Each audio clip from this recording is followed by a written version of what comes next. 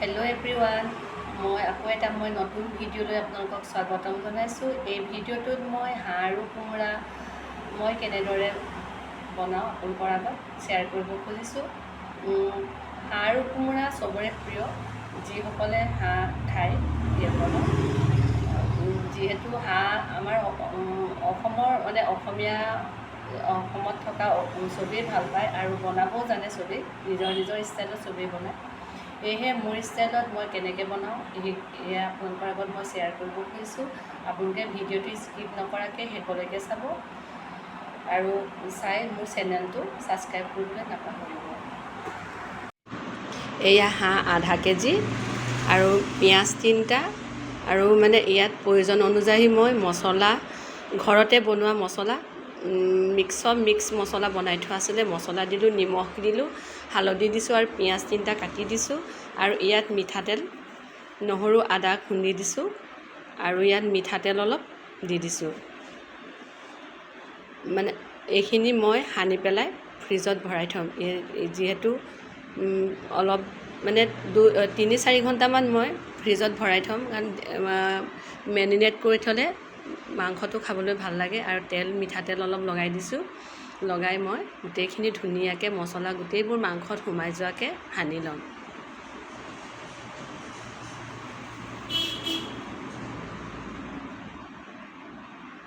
এয়া সানি হৈ গ'ল।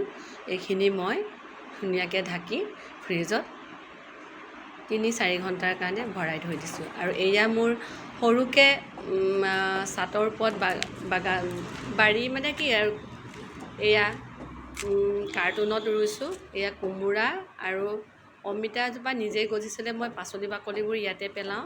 আৰু এয়া পিৰালি পালেং কেইজোপামান আছে আৰু কেৰেলাও গজি আছে। আৰু মোৰ ইয়াত কি গছ কয় এইটো, পাহৰিয়ে গৈছোঁ ফ্ৰুটছটোৰ নাম।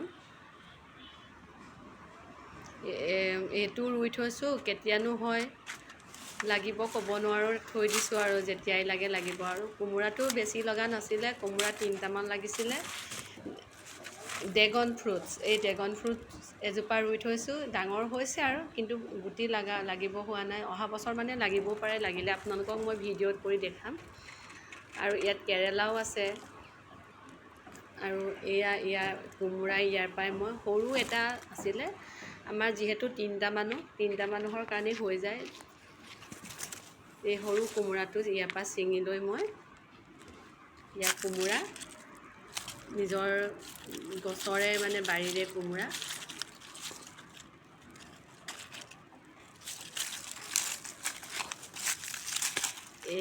হাঁহৰ লগত বনাব মন গ'ল, আৰু দেউতাৰো চাগে খাবলৈ মন গ'ল, দেউতাই আনি দিছে মাংসটো, হাঁহৰ মাংসটো।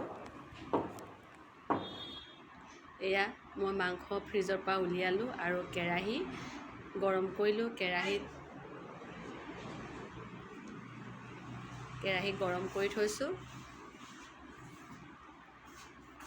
এয়া তেল দিছোঁ। মই তেল বেছিকৈ দিয়া নাই কেৰাহীত, যিহেতু মই মাংসৰ লগত তেল দি সানি থোৱা আছে।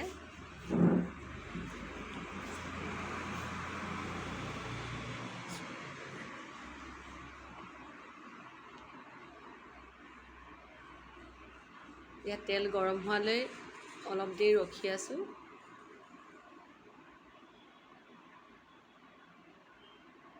তেল গৰম হৈ গ'ল, তেজপাত 2খিলামানো দি দিছোঁ। এয়া তেজপাতে মাংসই মই একেলগে দি দিছোঁ।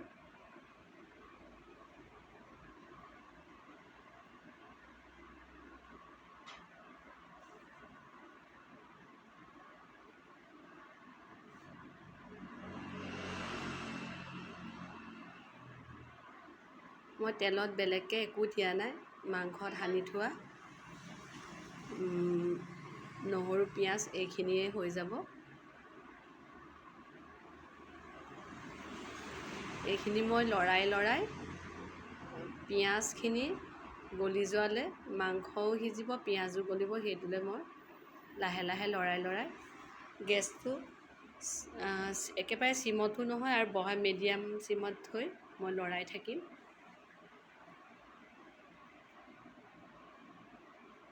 এনেকৈ ভাজি থকাৰ পিছত পিঁয়াজ গলি যোৱালৈ ভাজি থাকিব লাগিব।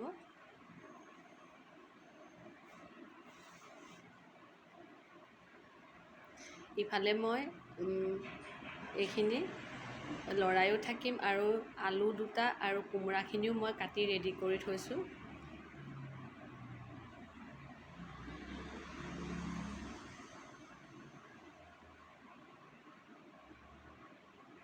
আৰু এয়া পিঁয়াজবোৰ গলি যাব লৈছে আৰু নিজে নিজে তেল ওলাইছে হাঁহৰ পৰা।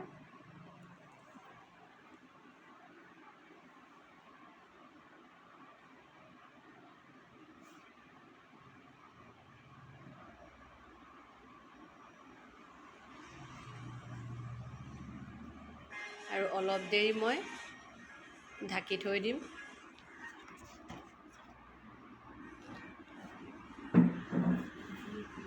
আৰু এয়া মোৰ কোমোৰা কাটি থোৱা ৰেডি হৈ আছে। এয়া মই এতিয়া কোমোৰা দি দিছোঁ, আলু আৰু কোমোৰা।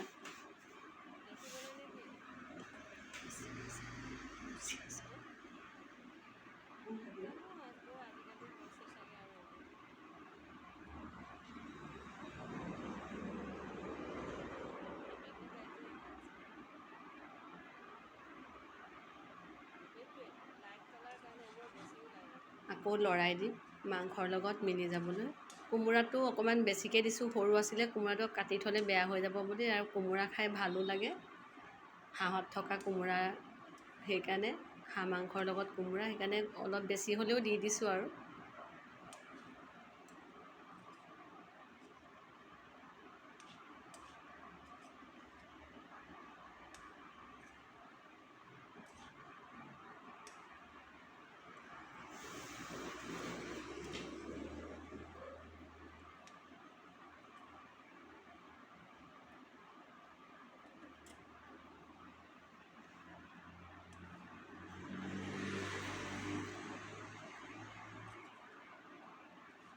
এনেকৈ লৰাই সিজিব দিম। কোমোৰা, আলু আৰু হাঁহৰ মাংসবোৰ মিলি যাব লাগিব একেবাৰে।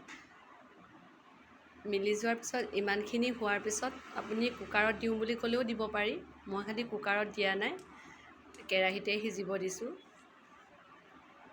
মাজে মাজে ঢাকিও দিওঁ, ঢাকি দি অলপ দেৰি সিজিব দিওঁ, আকৌ লৰাই দিওঁ।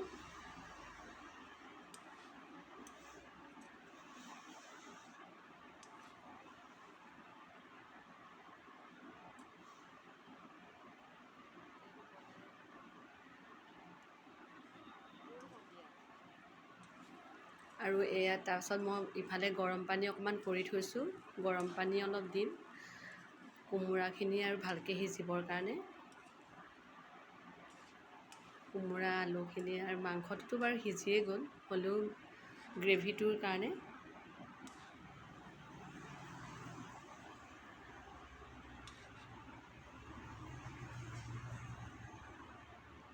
এয়া মই গৰম পানী অকণমান দিলোঁ, তাৰপিছত উতলিব দিছোঁ আৰু ঢাকি থ'ব, অলপ দেৰি ঢাকি থ'ম। এয়া হৈ গ'ল।